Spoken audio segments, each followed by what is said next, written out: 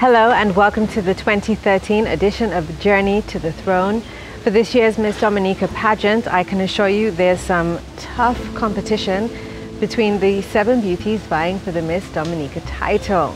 Right now we have with us Miss Nikisha Filbert, contestant number 5, representing the community of Lodha. Nikisha, thank you for joining us. Thank you for having me. Okay, so the question everyone wants to know is, why did you decide to join the pageant? Oh, I've been asked this question a lot. I decided to join the pageant because I think that it is an opportunity to showcase the many talents that I have hidden within me, and also, like most of the other girls, the opportunity at receiving a scholarship if you win. So those are basically my 2 main reasons for entering the Miss Dominica pageant. How prepared are you for this pageant? I'm a bit prepared. A bit? I'm not as prepared as I would like to be, because what I've realized is that it's very hectic and things that you expect to, probably be in place at certain times are not.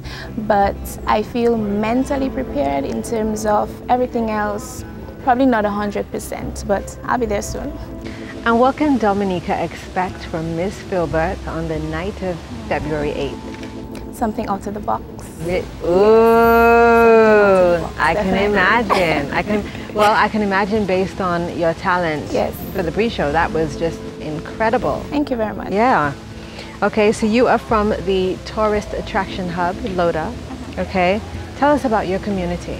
Oh, my community is a lovely community. I noticed that you said tourist attraction community. So I refer to it as a cool community of Lodha everywhere that I go, because that's one of the things that people know about Lodha. It's very cool. The weather is a bit rainy, but kind of out of Dominica, if you know what I mean.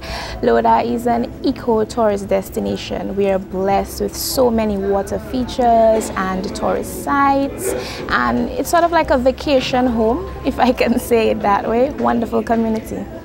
As an ambassador of your country, how would you explain your government's efforts to generate revenue for the country with its geothermal pursuits? Oh, I know that there's been a lot of talk going on with the whole geothermal project. There have been many pros and cons and a lot of debates. I think that the government has generally good intentions. I don't think that any government would have bad intentions in something that uses resources, in terms of probably misusing our resources. I do applaud them for trying to develop our country through, green electricity and so on. And I would hope that it would be in our best interest. Hope. Your bio is so beautifully written, okay? And in it you talk about being a teacher and teaching within your community. How important do you think your role as a teacher is? I think it's very important. I remember certain things that I learned, well, apart from curricular things like school-based stuff, were from my teachers in terms of manners, how to carry yourself.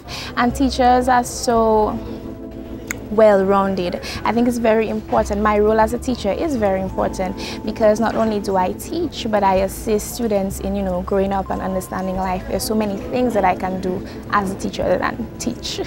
Okay. People look at teachers as, this role model, not mean, but as a role model who keeps themselves together. Like, for instance, if a child is walking down the street and they see their teacher, it's like a big to-do, right?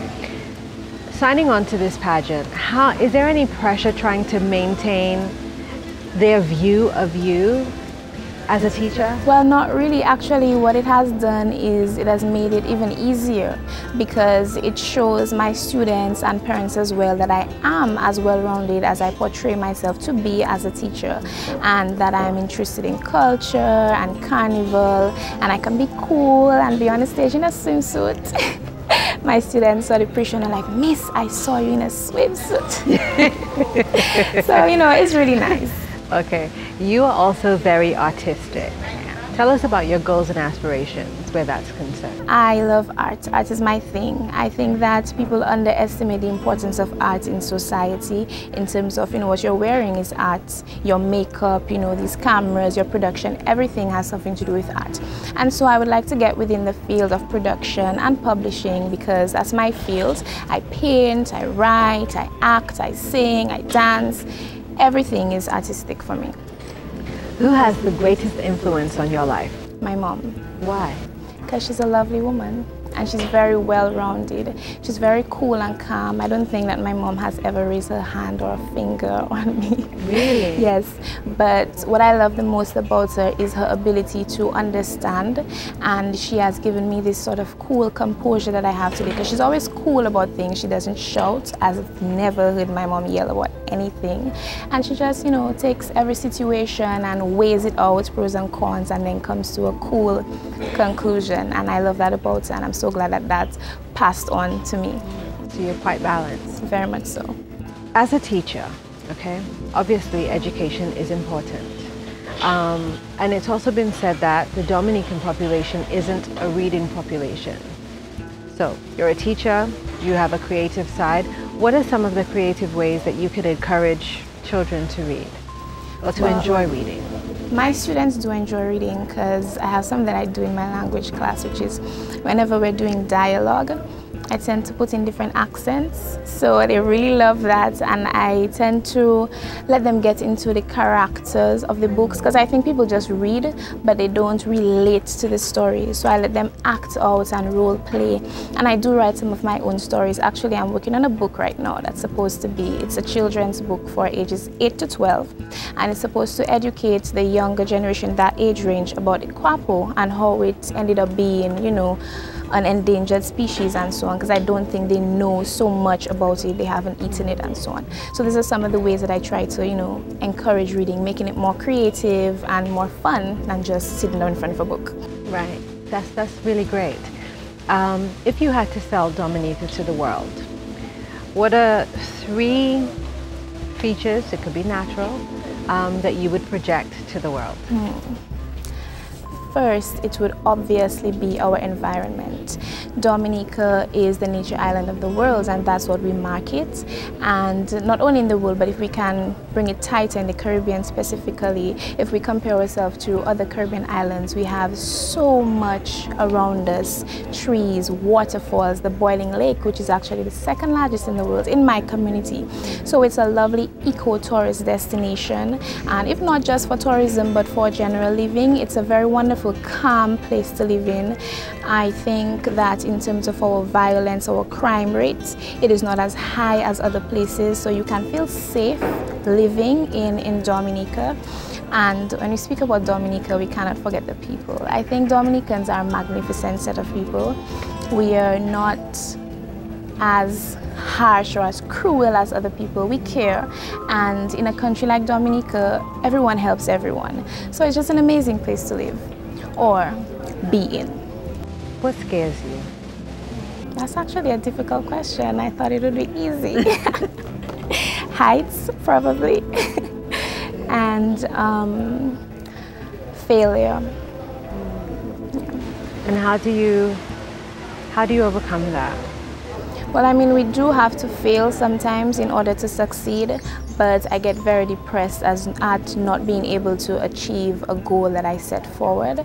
But I think that, again, back to my mother and personality traits, I do try to be very understanding and balance it out and understand that sometimes you do fail, and it just takes, a good mentality to get up and try something else or the same thing in a different way to succeed. Okay. What role does God play in your life? God plays a strong role. I believe in many spiritual things. A lot of people will say, I know exactly I'm going to be a lawyer and so on. But I think that God really shapes our destiny, and that we have to trust that whatever happens in our lives, it is for a reason, and He's the designer of that reason. Very well said.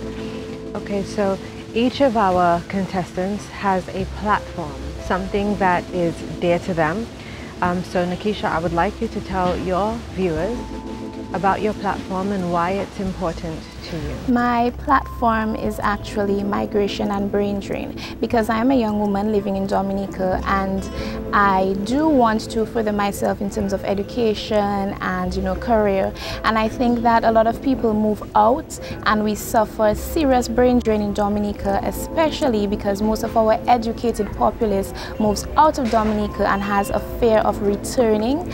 And so I am very passionate about this issue of migration. I think also that because of our low population in Dominica, our development is actually hindered, and I do encourage everyone or young people, when you attain the skills that you have, innovation and everything from elsewhere, it would do us so much good if you could come home and stop running and do something.